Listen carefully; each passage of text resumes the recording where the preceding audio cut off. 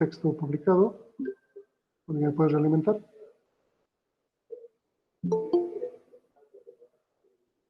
¿Se ve la publicación?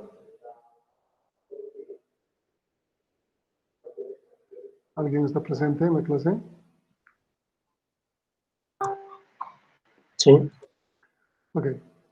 Entonces, hoy vamos a empezar con los medios no guiados. Hasta la clase anterior hemos revisado los medios guiados, todo lo que son cables, incluyendo los power lines, o sea, los que manejan líneas eléctricas. Entonces, hoy vamos a empezar a revisar lo que está más popular ahora, aunque no es lo mejor, pero es lo más popular, que tiene que ver con la comunicación inalámbrica. Tenemos que hacer una distinción en la comunicación inalámbrica, en los medios de transmisión no guiados, entre dos aspectos. Primero, vamos a empezar a hablar de que la comunicación inalámbrica nace desde hace mucho tiempo, con intentos de evitar el cable y poder utilizar el aire para poder comunicar dispositivos. Las ondas infrarrojas han sido una de las primeras que se han usado en el espectro que les he mostrado en clases anteriores. Luego las microondas, es decir, ondas de muy alta frecuencia, y las de radiofrecuencia. Entonces, se han ido haciendo diferentes tipos de pruebas para poder buscar cuál es la mejor alternativa para poder comunicar inalámbricamente. Las infrarrojas actualmente solamente se mantienen en equipos de mandos a distancia, controles remotos de televisores, de equipos de sonido, etc. Casi ya prácticamente no se usan las computadoras. Muchas computadoras, las portátiles sobre todo, venían antes con un sensor infrarrojo que permitía que entre dos máquinas que tengan de alguna forma linearista, o sea, una visión entre los dos sensores, puedan intercambiar información a bajas tasas. Pero esto ha ido siendo reemplazado. Ok, en el mercado también ha habido una evolución, y una evolución en el sentido de lo que ahora llamamos telefonía móvil. ¿Bien? Esta telefonía móvil ha incorporado un gran aspecto de comunicación a las redes de datos. Si bien la telefonía móvil no ha sido diseñada ni ha sido pensada para comunicar datos, sino solamente comunicar voz, la tecnología emergente de momento y la necesidad, cuando se ha empezado a generar dispositivos con pantallas touch y que permitían intercambiar algún tipo de mensajes, etc., ha empezado a obligar a que la tecnología migre hacia ese lado. Descuide la parte celular, porque a nivel celular, los teléfonos celulares, no ha habido gran evolución. Siguen siendo GSM desde hace muchos años, por ejemplo, la forma de comunicar, pero la parte de datos ha ido evolucionando. Entonces ahora, en vez de comprar un celular por el hecho de comunicarnos con alguien mediante una llamada telefónica de celular, compramos el celular que tenga una pantalla grande, que tenga una versión del sistema operativo actualizada, para que nuestras aplicaciones puedan funcionar de mejor manera. Pero las aplicaciones que van a ser datos que van a viajar sobre voz. Entonces, es como si tuviésemos un gran módem en nuestras manos, y el módem está utilizando frecuencias de voz para poder mandar nuestros datos y comunicarnos. Por lo tanto, hay una distinción entre estos dos esquemas. El esquema que vendría a llamarse el sistema de comunicación a través de telefonía móvil, y el esquema que tiene que ver con la materia, redes de datos. Entonces, vamos a ver cómo estos se han ido solapando y han ido de alguna manera postergando lo que necesitamos manejar. Antes de adentrarnos en esta diferencia, voy a mostrarles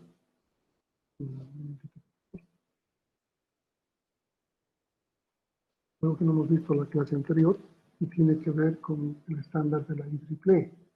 Entonces voy a dejar de compartir la pantalla, una sola pantalla, voy a compartir toda mi máquina, en el entendido que ya no van a entrar más gente, que ya son prácticamente 50. Entonces vamos a ver. Okay. Esta es la página de la IEEE 802.org. La IEEE 802 tiene que ver con todo lo que son los estándares de redes LAN y redes MAN. ¿Sí? Si bien no contempla las redes WAN, implícitamente empieza a manejarlas o las estandariza. ¿Por qué se llama 802? ¿Alguna idea?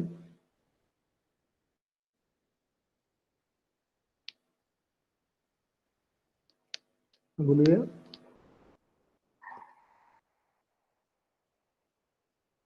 Bueno, es bastante trivial o anecdótico. Es un comité que empieza en 1980, en febrero. Entonces, no se les ha ocurrido algo más creativo que ponerle un nombre de ese tipo. La IEEE 802 maneja una serie de estándares que maneja subcomités, por ejemplo, 802.1, .2, .3, .n. Pero podemos ver que los grupos de trabajo o subcomités del 802 actualmente activos son solamente estos.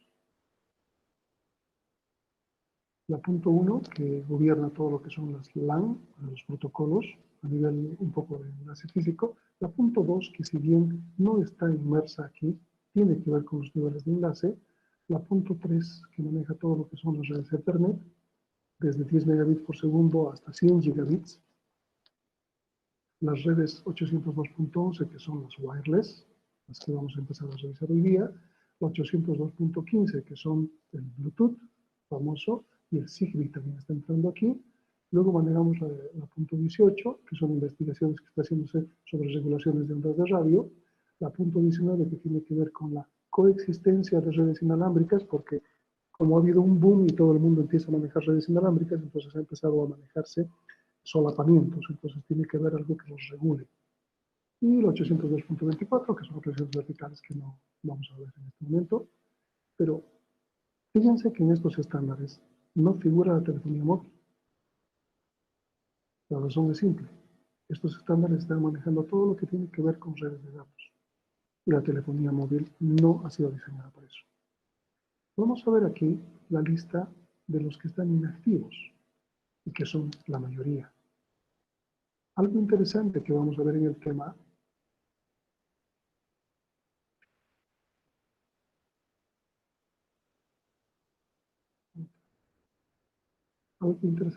a ver en el tema tiene que ver con redes inalámbricas llamadas WiMAX.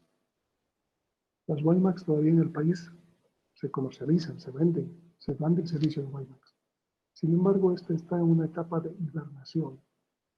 Implica que está a punto de ser desactivada. No hay investigación al respecto. Se ha frenado. Y una de las razones por lo que esto ha ocurrido es justamente la telefonía móvil. También está otra, la 802.22, que tenía que ver con redes de área regional, unas tipo WAN inalámbricas, y que gracias a la telefonía móvil 3G, 4G, 5G, también está a punto de desaparecer. Las que ya han desaparecido desde hace mucho tiempo, aunque esta la vamos a seguir trabajando. Esta es la que tiene que ver con el control de enlace lógico. La punto 4 y punto 5 con redes IBM que son Token Bus y Token Ring ya han dejado de existir porque Ethernet ha ganado la batalla. Ethernet les ha ganado y estas han dejado de trabajar. La 802.6 con las redes MAN. Si ustedes recuerdan, cuando hemos visto la escala de redes, les he hablado de una PAN, una LAN, una MAN, una WAN. Y luego, en definitiva, les he dicho que por la cuestión tecnológica del medio, principalmente la fibra, solo existían dos, las LAN y las WAN. Entonces también las MAN han dejado de existir. Y hay muchas que ya no están funcionando. Todas estas han sido grupos de trabajo, subcomités que han estado por mucho tiempo desarrollados. Fíjense que hay algo interesante. Entre la 12 y la 14 debería estar la 13. ¿Verdad? Vamos a ver la página anterior. Tampoco está activa. ¿Qué ha pasado con la punto 13? ¿Alguien me puede decir? Si no está inactiva y tampoco está activa.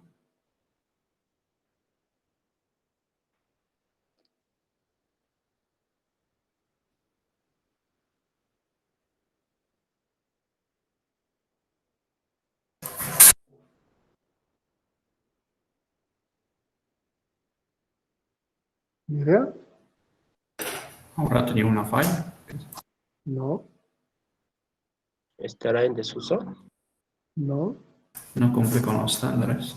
no, Nunca se creó. exactamente. ¿Por qué?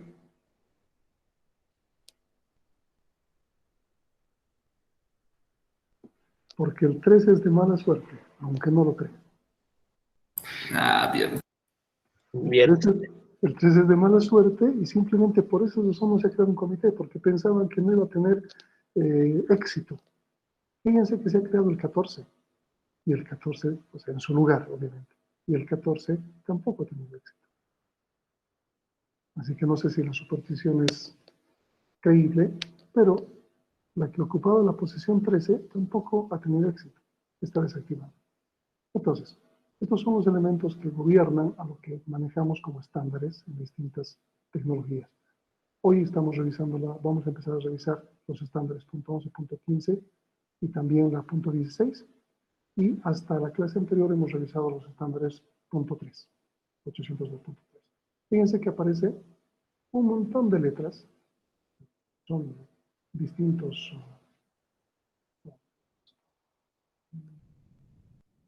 los subcomités que van representados por letras. Aquí está, ¿no? Unas letritas que vienen al final. El 802.3 ha nacido simplemente sin letras, que es el Ethernet 10 megabits por segundo, el original. Y luego empiezan a aparecer letras para crear otros subcomités. Entonces, Ethernet se ha creado, ha habido una nueva tecnología que se llama Fast Ethernet, luego Giga Ethernet, luego 10G Ethernet, luego 40G Ethernet, 100G Ethernet y así sucesivamente. Pero no significa que el primero es A, el segundo es B, el tercero es C. Ha existido una serie de trabajos que no han tenido éxito y que no han visto la luz. Entonces se crea otro comité que tiene otras ideas y empiezan a trabajar, tal vez con otra gente. Si no tiene éxito, se crea otro comité que tiene que trabajar. Para que tengan una idea, cuando hablamos de Wi-Fi, que es lo que más conocemos, la norma es la 802.11, ¿verdad? La 802.11a se ha creado. La B se ha creado. Son distintas tecnologías que se han ido creando, pero luego la C no existe, la B no existe. Y podemos ver, por ejemplo, los trabajos que se están haciendo y fíjense las horas de las reuniones, etcétera, de estos comités. La gente que está trabajando con el estándar 802.11, fíjense en qué letra estamos. ACU.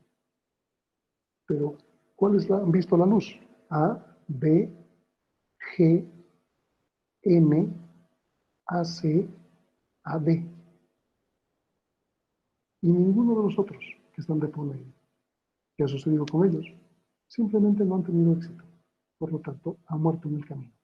Y se ha tomado la posta por otra investigación y ha tenido otras letras. Entonces, los estándares que se manejan están gobernados por el número de comité que se ha creado.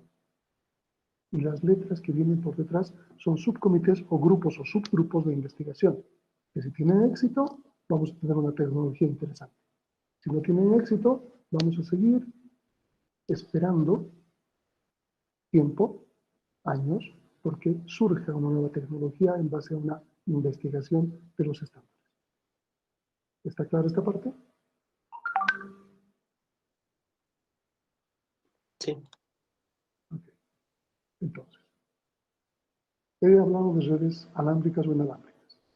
Vamos a empezar a hablar ahora de las redes de comunicación con telefonía móvil. ¿Está bien? Estas redes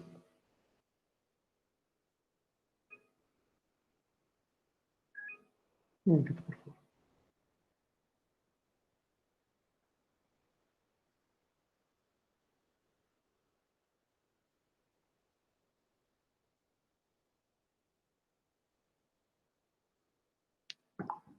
Creo que tiene que entrar.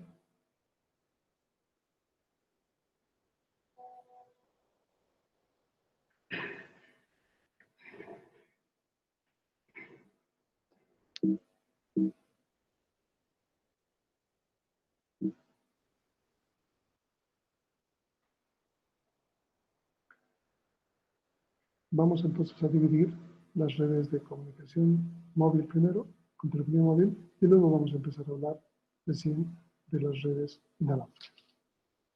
Esta no debería ser parte de la materia, sin embargo, ya les he explicado.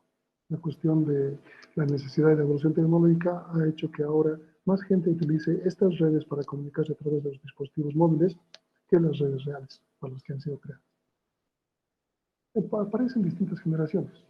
la que no se llamaba 1G, pero que ahora se la llama 1G porque ha sido la principal, de telefonía móvil, utilizaba ciertos protocolos que no permitían enviar datos, porque obviamente solamente sería creado para transmitir voz.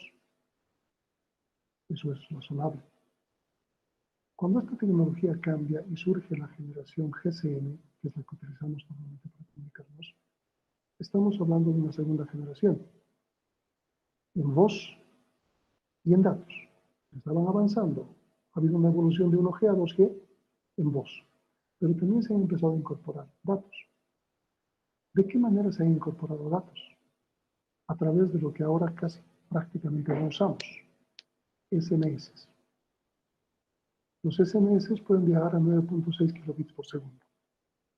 Pero en este interín surge esta necesidad, dada los iPhones que se han creado, por ejemplo, una primera manera de empezar a manejar aplicaciones, surge una tecnología llamada WAP, que viene a ser una especie de generar algún tipo de páginas web para poder utilizarse en las pantallas de los teléfonos de esta generación, unas pantallas que no tenían ni siquiera color, y que se utilizaba como si fuese un módem tradicional, a velocidades de 9.6 kilobits por segundo. Los teléfonos estaban actuando como los módems que se conocían en la época. Pasa el tiempo y se crea una generación intermedia, 2.5, en la cual aparece otra tecnología llamada GPRS. Cuando manejábamos la tecnología WAP, cada una de las empresas que vendían los celulares tenía que generar su propio tipo de navegador, que el navegador no utilizaba HTML vía TCP/IP, por ejemplo, sino tenía sus propias formas de hacerlo a través de este protocolo.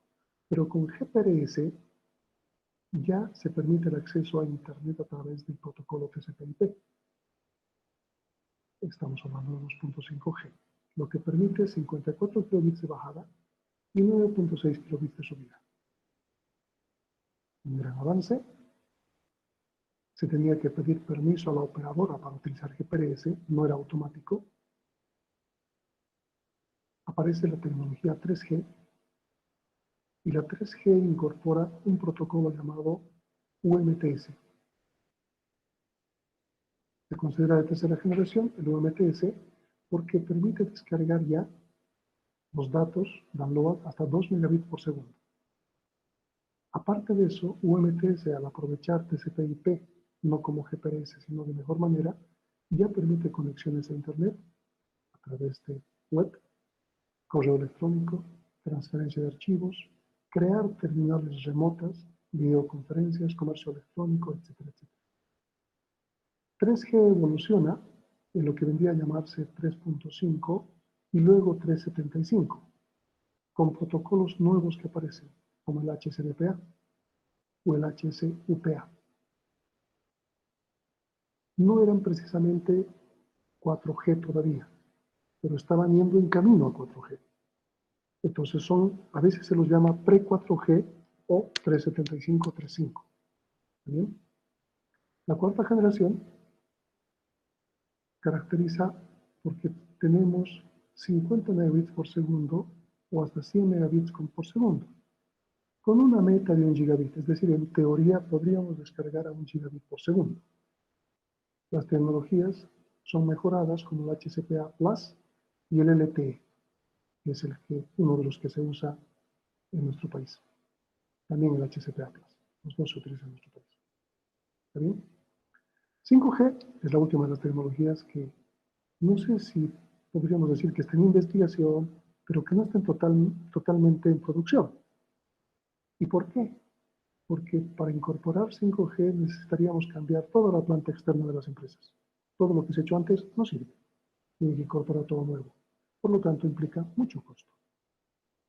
Países muy desarrollados están incorporando 5G, pero no lo tienen totalmente implementado. ¿Está bien? Voy a mostrarles lo que estaba buscando eran comparativas entre estas. Tengo dos imágenes que están compartidas en el Classroom. Una de ellas es esta, y que nos va a permitir hacer una práctica que vamos a realizar.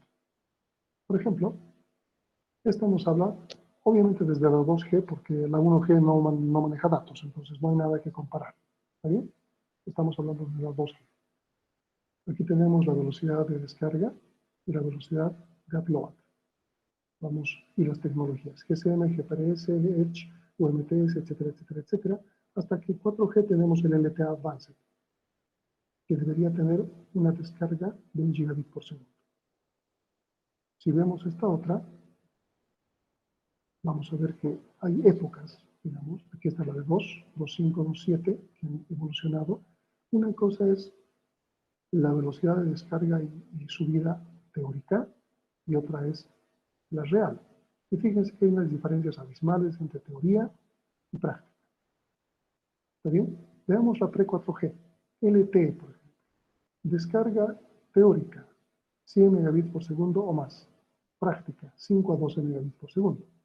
¿Alguien me puede decir si Entel, Viva o Tigo utilizando 4G, que ellos se llaman, cuál es la velocidad de descarga?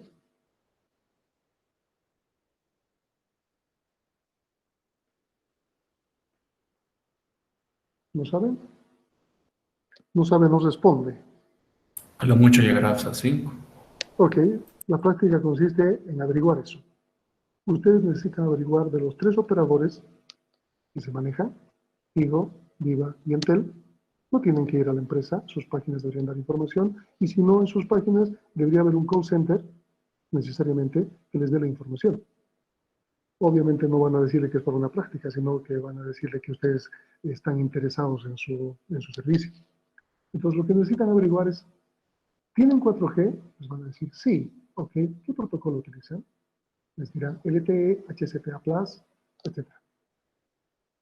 Pero fíjense que eso es pre-4G, suponiendo que les digan eso. Y le preguntan, ¿cuál es la velocidad de bajada real?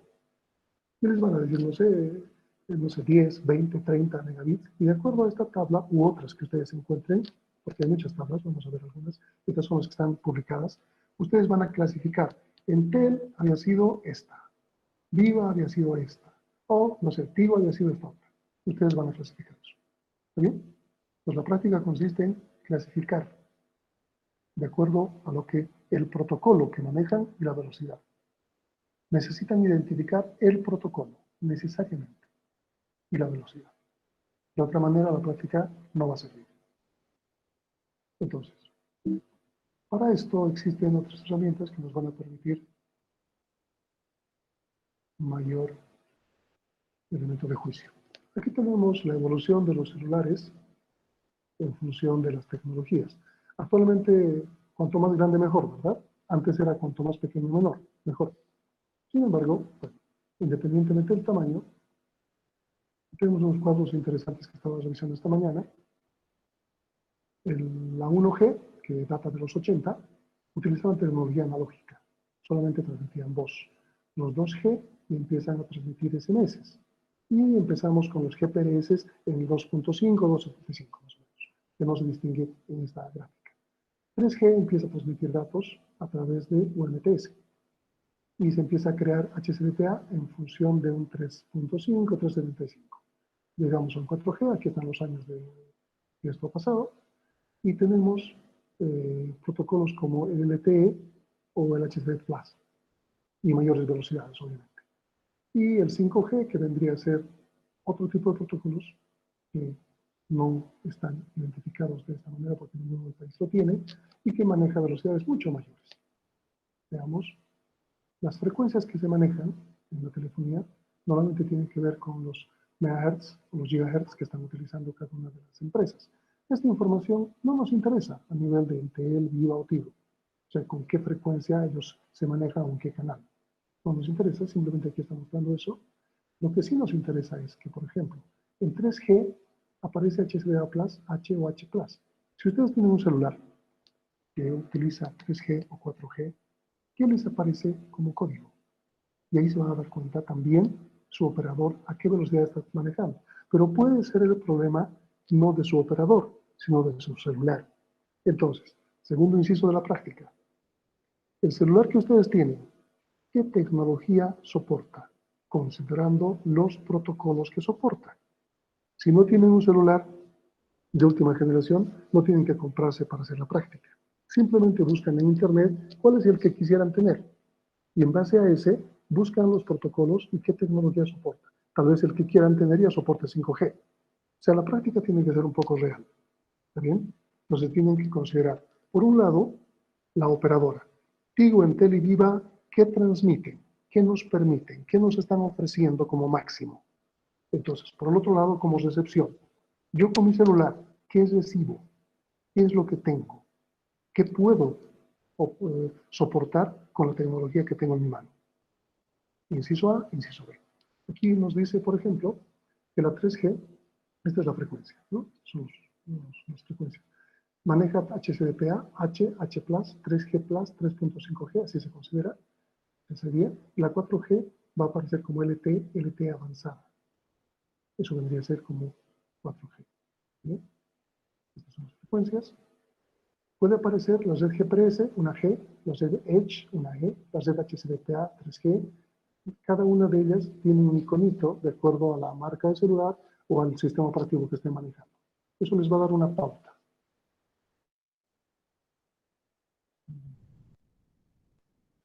Aquí hay diferencias entre 3G y 4G en cuestión de velocidades. No hay mucho interés por eso. Veamos esta otra. Aquí tenemos una tabla un poco más actualizada que la que hemos visto. Ancho de banda, 2 kbps, 1464 kbps, en 3G 2 megas, en 4G 200 megas, teoría, en 5G mayor a 1 giga. ¿Sí?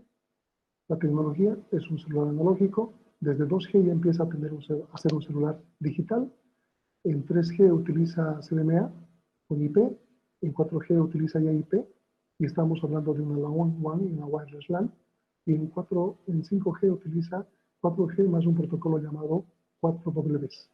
Ese viene a ser su protocolo.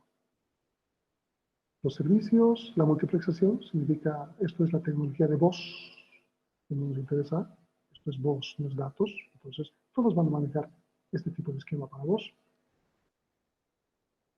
La conmutación es de circuitos, fíjense, en 1G, como si fuese un teléfono fijo. En 2, hasta antes de 3, sigue siendo circuitos. En 3G empieza la conmutación de paquetes, pero con ciertas restricciones. Sin embargo, a partir de 4G es como si fuese red de datos, inalámbrico. Todo es paquetes. Pues fíjense cómo ha evolucionado hacia el lado que no le correspondía. Ellos eran conmutación de circuitos y actualmente trabajan con conmutación de paquetes. ¿Está bien? Su red era PSTN, que son las redes públicas de telefonía como tal, hasta la 2G. Y desde la 3G empiezan a evolucionar a una red de paquetes y actualmente es una red Internet la que maneja. Entonces este cuadro es bastante interesante. Obviamente para no perderlo voy a subirlo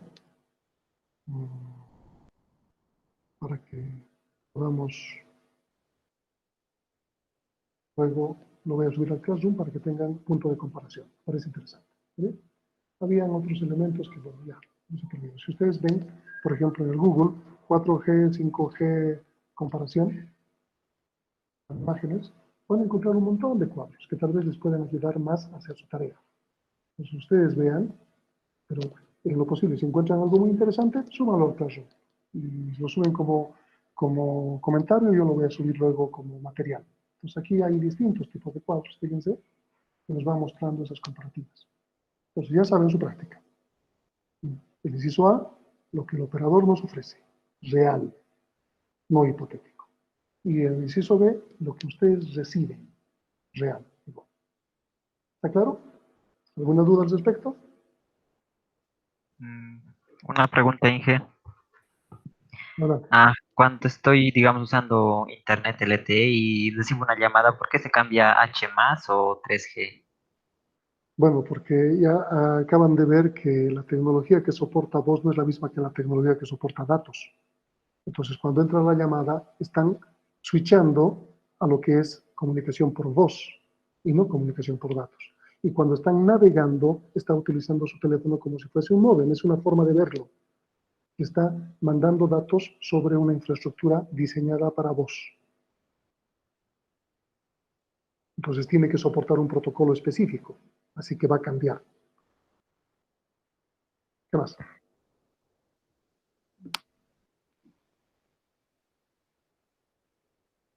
¿Se ha entendido la práctica entonces? No hay ningún problema.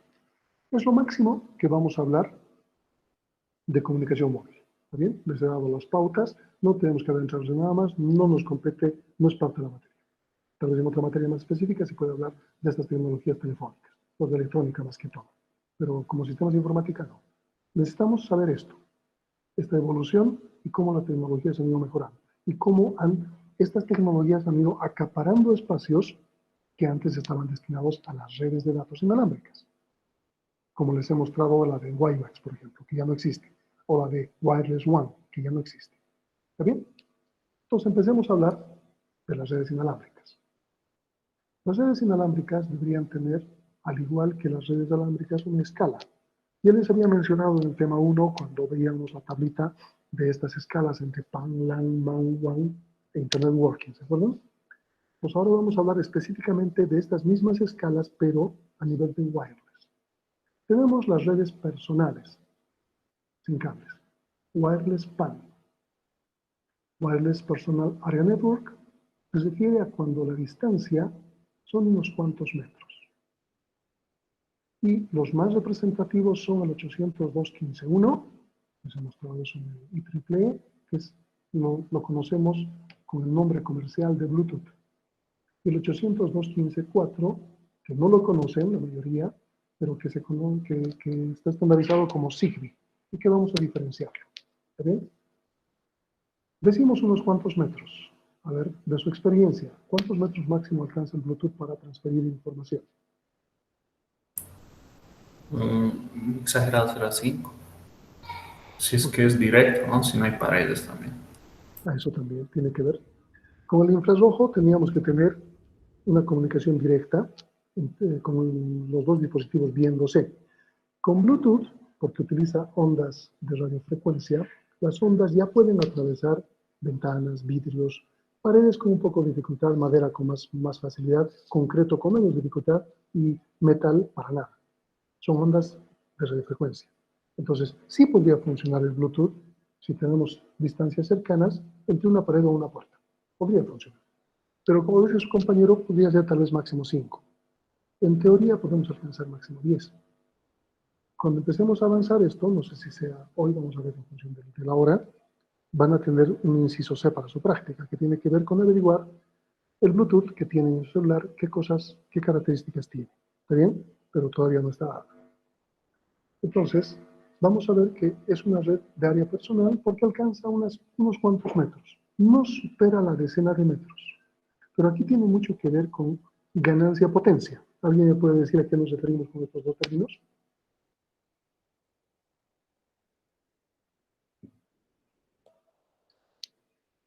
Primero, las redes inalámbricas se han creado para incorporar algo que no tenían las redes alámbricas. ¿Qué sería?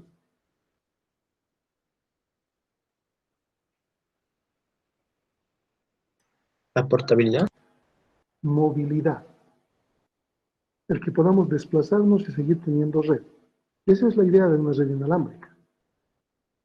La red cableada, obviamente, es el equipo fijo en algún lado conectado a un cable. Entonces, la diferencia sustancial está en eso. ¿Está bien? Entonces, la movilidad permite que podamos desplazarnos unos cuantos metros. Aunque la teoría dice que pueden ser unas cuantas decenas de metros. Ahora, ¿cuál es la diferencia? Si tenemos que movernos, hay movilidad, ¿qué implica? ¿Podemos estar enchufados a algún lado?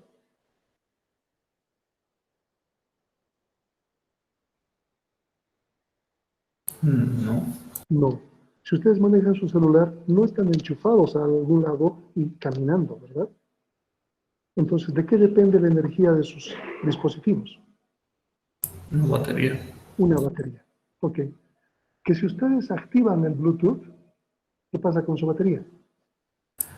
Se reduce el tiempo. Se consume rápido. ¿Por qué? Porque necesita potencia para transmitir y ganancia para recibir. Entonces, cuanto más potente sea su Bluetooth, alcanzarían más distancia. ¿Pero qué implicaría? Más Menos consumo. batería. Más consumo de batería, exactamente. Entonces, esa relación han tenido que encontrarle un equilibrio entre el costo y beneficio.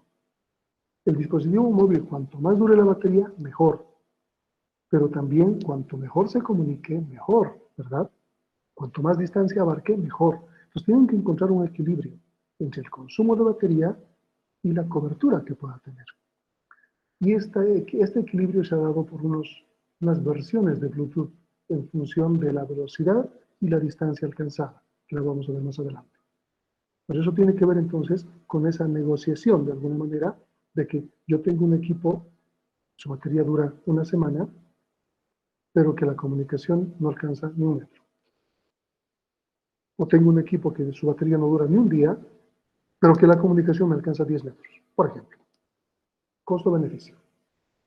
En esta escala de redes inalámbricas tenemos las Wireless LAN, Wireless Local Area Networks.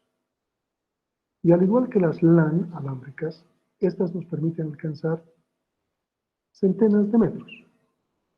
¿Cuánto exactamente? ¿Alguien me puede decir un Wi-Fi, que es la 802.11, cuánto permite alcanzar como máximo?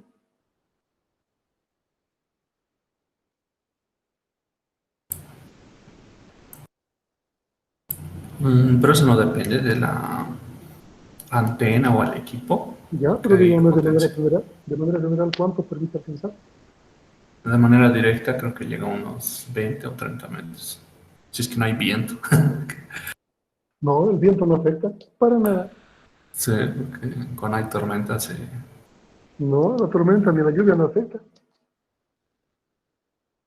Lo que afecta son elementos que estén de por medio, árboles, casas, edificios, bloques de cemento, bloques metálicos, ventanas, vidrios, ventanas abiertas. Eso es lo que afecta a la comunicación inalámbrica de radiofrecuencia. El sol, la lluvia, etcétera, puede afectar al satélite, pero no a las comunicaciones inalámbricas. Ahora, la distancia está medida y medida por un estándar. O sea, si es 11A, B, G, N, H, va a tener diferentes distancias, coberturas, velocidades. Entonces, tiene que ver con la tecnología. Pero no es tan cierto el centenar de metros. Se ha tenido que buscar formas, tecnológicamente hablando, trucos tecnológicos que permitan hacer que lleguemos a centenares de metros. Si estamos utilizando una red inalámbrica en un campo abierto, seguramente vamos a llegar a 300 metros. Pero ¿quién quiere una red inalámbrica en un campo abierto? Lo queremos en una casa. Y que en cualquier lugar de la casa podamos tener comunicación inalámbrica, no estar enchufados, ¿verdad? Entonces ahí tenemos paredes, tenemos losas de concreto, tenemos vidrios, tenemos ventanas, puertas, etc. Así que se va a ver mermada la cobertura de distancia que puede alcanzarse. Ahora bien, en Wi-Fi podemos manejar también el concepto de la batería, pero aquí hay mucho menos en juego que con el Bluetooth, porque con el Bluetooth necesitamos potencia y ganancia. Con el 802.11 necesitamos más ganancia. La antena es receptora. Los celulares antiguos tenían la antena por fuera. Los celulares actuales tienen la antena por dentro. ¿Qué es mejor? Supongo que las que tenían antena por fuera tenían más alcance. Exactamente. Entonces, por cuestión estética, ningún celular actual tiene antena por fuera. Pero también eso ha mermado en su ganancia. Así que costo-beneficio, vamos a hablar de eso. Entonces vamos a ver que alcanzamos tal vez un centenar o 2 centenares de metros, tal vez, en función de la tecnología. ¿Está bien? Entonces estamos mejorando el alcance. Ya es área local porque alcanzamos una casa, tal vez unas cuantas calles. Esto, bueno, no sé si estamos en una intersección interesante y no tenemos mucha interferencia, podríamos lograrlo, no creo. Avanzamos y hablamos de Wireless MAN, Wireless Metropolitan Area Networks, que se refiere a que vamos a dar un servicio a una ciudad. Estamos hablando ahora de unos cuantos kilómetros. Hablemos de los kilómetros y hablemos de Wi-Fi. Wi-Fi también permite alcanzar unos cuantos kilómetros. Y estamos extendiendo la red en una red punto a punto. Pero normalmente Wi-Fi que nosotros conocemos es una red de difusión. Entonces esa permite alcanzar unos cuantos decenas o pocas centenas de metros. Sin embargo, la red Wireless MAN alcanza unos cuantos kilómetros.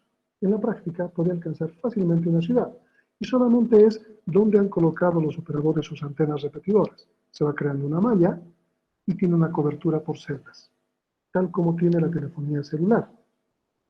Van creando antenas y tienen una zona de cobertura. Vamos a ver con detalle esto también. Y esta zona de cobertura nos permite solapar zonas y que no haya ninguna zona sin cobertura. Y eso nos permite extender la distancia. El estándar que vamos a hablar y que les he mostrado que está en hibernación, no todavía descontinuado, está en hibernación porque hay muchos países que lo usan, el nuestro también. Entel y Viva creo que ofrecían WiMAX, no recuerdo bien, pero creo que uno de ellos todavía sigue ofreciendo. Está en hibernación porque ya no se está desarrollando nada más, solamente se está soportando lo que se tenía desarrollado. Y seguramente un año o dos va a pasar de hibernación a inactivo. Ya no se va a desarrollar absolutamente nada más, ni por soporte ni mantenimiento. Entonces, vamos a revisarlo todavía. ¿Cuál es la razón por la cual ha pasado a hibernación y se va a desactivar? ¿Alguien me podría decir? ¿Por qué no ha tenido más éxito? Porque si ustedes ven la grafiquita que se los he publicado, ¿dónde está esa? ¿Sí? Fíjense que aquí aparece WiMAX 2, ¿sí? Como una alternativa. ¿Qué implica esto? Ha perdido la batalla contra estos otros. Por eso es que WiMAX está en hibernación y estos han ganado. Con el rendimiento de 5G, peor todavía. Wireless One, han visto un 802.22, creo. ¿Recuerdan? Que también estaba en hibernación.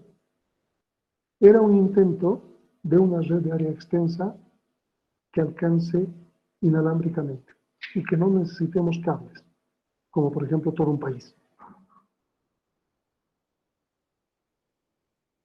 Estas tecnologías que están aquí abajo han hecho que no se pueda dar el Wireless One.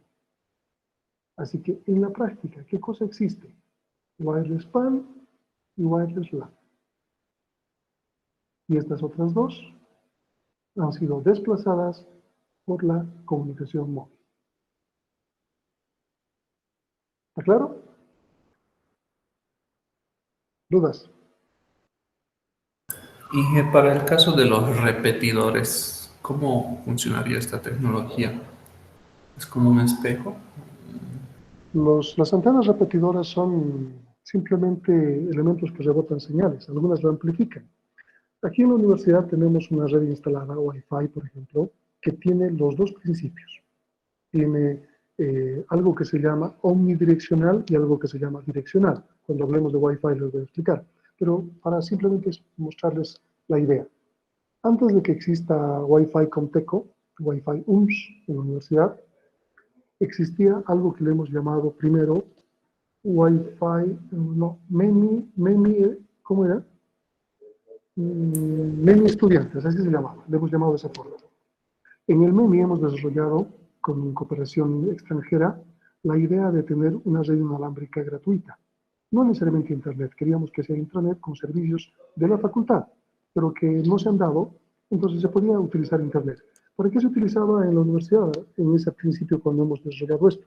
Todos los chicos que tenían que inscribirse venían cerca al bloque del MEMI, se sentaban por los jardines, en los pasillos, y se inscribían, porque estaba gratis, estaba distribuyéndose gratis lo que era el WebSys, por ejemplo. Todo el dominio es UMS. Esta red, ¿cómo funcionaba inicialmente? Hemos puesto una antenita por encima del MEMI y hemos puesto otra antena donde el electro, donde está electrónica. Se veían punto a punto. Fíjense que la distancia supera los 100 metros, pero eran redes punto a punto. Entonces, estas dos redes tenían antenas que se estaban mirando. Estas dos antenas que vendrían a ser como unos bloquecitos hexagonales, planos, pequeños, de unos 20 centímetros de diámetro máximo, se estaban mirando punto a punto en ciertas antenitas a cierta altura. Tiene una antenita de fierro corrugado en el electro y ahí arriba está la antena. Entonces hemos puesto una cobertura, era una malla entre dos puntos. Y al mismo tiempo en cada antena hemos puesto una antena omnidireccional, significa que estaba barriendo 360 grados. Lo hemos puesto en el electro porque la cobertura nos permitía que los 360 grados del MEMI con los 360 grados del electro se unan, se solapen. Entonces cualquier persona que tenía su celular conectado a MEMI estudiantes y que estaba caminando del MEMI hacia el electro, seguía teniendo cobertura. Y si se pasaba un poco tenía cobertura y se perdía. Si se pasaba hasta informática tenía cobertura y luego en humanidad se perdía. Esa era la idea. Estábamos teniendo dos círculos, si quieren, de cobertura de 360 grados alrededor del MEMI y del electro. Luego obtenemos más, porque ha sido exitoso, obtenemos mayor, el convenio internacional nos da más dinero y logramos comprar otras dos antenas más. Una se coloca en física y la otra se coloca sobre el edificio de aulas. Y la cobertura es mayor, ahora tenemos una malla completa. Es decir, las antenas punto a punto se están viendo una a la otra entre las cuatro y forman una malla completa. Una malla de intercambio, si quieren, o de extensión de red. Y cada una de ellas tiene omnidireccionalmente 360 grados. Las hemos colocado en esos lugares porque hemos determinado que las coberturas de 360 grados de las cuatro nos permitía tener una cobertura total, solapada. Entonces, prácticamente toda la facultad estaba conectada. Y hemos pasado el proyecto a la facultad y se ha llamado FCIT Wi-Fi o algo así. Todavía existe, todavía se ve. La idea era que este proyecto que ha nacido en el MEMI pase a la facultad se convierta en proyecto universitario y era a costo bajo. Con lo que pagan un mes a Comteco la universidad, podrían comprar las antenas para toda la universidad. Imagínense. Entonces es un pésimo negocio que tengamos un servicio de afuera. Entonces esta tecnología estaba utilizando punto a punto en red Wi-Fi, extendiendo la red Wi-Fi y creando una malla y tenía omnidireccionalmente 360 grados que tiene una cobertura. Entonces, estas antenas, las de punto a punto, tienen que verse, tienen que tener línea vista, tienen que estar prácticamente paralelas mirándose, como si fuesen espejos para rebotar señal. Y las omnidireccionales, que son simplemente antenitas como un tubito, eso pueden fijarse cuando vuelvan a la universidad, van a ver por curiosidad cerca de la electro o física, van a tener esa cobertura. Se van a dar cuenta que en el edificio de aulas, en cada piso, en el techo hay un access point. El edificio de aulas es un monumento al concreto. Le han puesto demasiado concreto. Entonces, eso no permite irradiar la señal que está en el techo. Entonces, lo que hemos puesto son repetidores por cada piso que permitía tener la cobertura. Así que ahí pueden tener FCIT Wi-Fi. El detalle es que ahí simplemente tienen que conectar a Internet. Y ya todos los estudiantes tenían gratis el acceso. Y se podía manejar privilegios, autenticaciones y todos los aspectos. No lo han hecho en la facultad, no le han dado seguimiento al proyecto y se ha muerto ahí.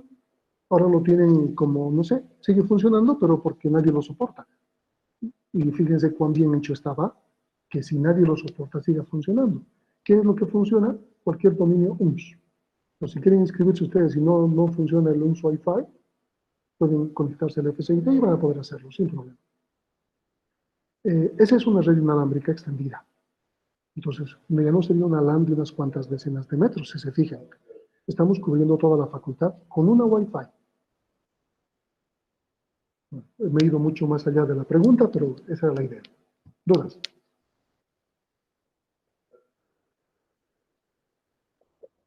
Inge, del inciso C, exactamente qué nos pidió del Bluetooth. Nada, no estamos llevando Bluetooth y no vamos a llevar hoy día, vamos a hacerlo el día lunes, así que el lunes van a tener una práctica del inciso C. Ahora solo tienen inciso A e inciso B, para el lunes. El día de mañana no vamos a pasar clase, por si acaso. Lo voy a poner en el Classroom, estoy pidiendo permiso porque tengo algo que hacer, pues mañana no voy a estar en la universidad. No pasamos clase. Esta clase va a pasar como video para aquellos que no han asistido y bueno, las preguntas pueden surgir el mismo lunes. Yo tengo una consulta más. Bueno, no sé si corresponde a esta parte del tema, pero ocurre, ¿no? Que cuando el proveedor de internet, ponte, suponiendo que te dé 10 megas, estos 10 megas se reparten entre todos los que estén conectados a la red, ¿no? Y esto es debido al, al flujo. ¿Cómo podría explicarse eso? Porque no todos los que estén conectados van a tener 10, ¿no? En Se realidad, dividen.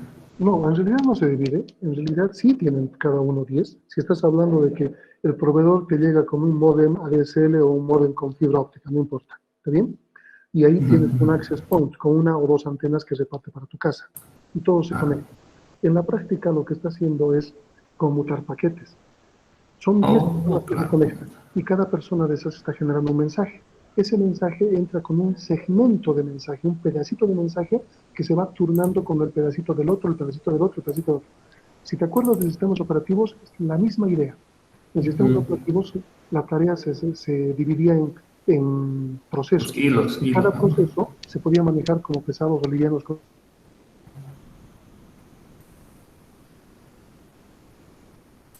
durante un tiempo pequeño. En la práctica que tenías, paralelismo o pseudo paralelismo. Es lo mismo. Entonces, en la práctica, todos deberían recibir 10 megas.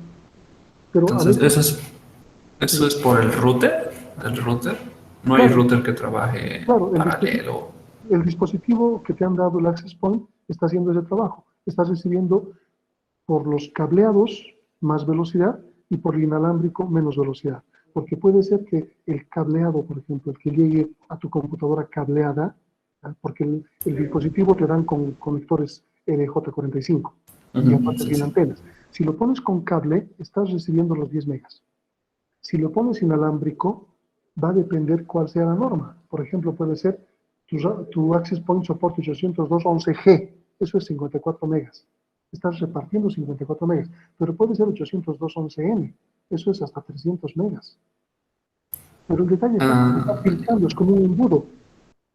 Entonces está llegando a 300 megas inalámbricamente, pero cuando se conecta al módem y tiene que pasar por la línea de celo o la fibra óptica, se está filtrando con 10 megas. Ok, entonces la prioridad siempre va a ser por LAN, ¿no? Así es. Ok, gracias. ¿Algo Voy a más? cambiar a LAN. ¿Alguna duda? No, se van a dar cuenta que el inalámbrico es pésimo. Cuando empecemos a avanzar Si hay paredes el también. siguiente tema, no solamente paredes, el siguiente tema, cuando avancemos, se van a dar cuenta que el inalámbrico es pésimo. O sea, si ustedes pueden cablear en su casa algo donde un equipo tenga buen soporte a internet, mejor que lo pongan cable. Mucho mejor. Se van a dar cuenta, justamente la materia trata de eso, de ver los estándares y cómo funcionan. ¿Dudas? Y Inge, el Wi-Fi de la U, ¿qué tecnología usa este de Wi-Fi A, B, G, esa cosa? El de FCIT UMS, perdón, el FCIT Estudiantes o FCIT Wi-Fi utiliza 802.11n. El de Wi-Fi UMS utiliza 802.11g. Ustedes van a tener herramientas para determinarlo, no se preocupen. Una tarea justamente es jugar con los estándares y qué tienen en su casa o qué quisieran tener en su casa. No se preocupen, tenemos prácticas al respecto. Creo que también depende de la frecuencia, ¿no? Vamos a hablar de eso. Son dos frecuencias que se manejan, 20 y 40 MHz. O sea, vamos a hablar de eso. Pero eso es en Wi-Fi. ¿Qué más? Fíjense que ahora estamos dando una pincelada a lo que nos viene, ¿no? Redes inalámbricas, simplemente. Y lo que quiero que se entienda bien es que las redes inalámbricas se diferencian de las redes de comunicaciones por telefonía móvil, ¿no? Esa es la idea. Pues lo que ustedes tienen como tarea es comunicación a través de dispositivos móviles, telefonía móvil. Esa es su tarea de ahora. ¿Está bien? Pues voy a dejar de grabar ahora. No se olviden, mañana no pasamos clase. Y sobre la tarea, Inge, ¿por el Classroom le enviamos o cómo sería?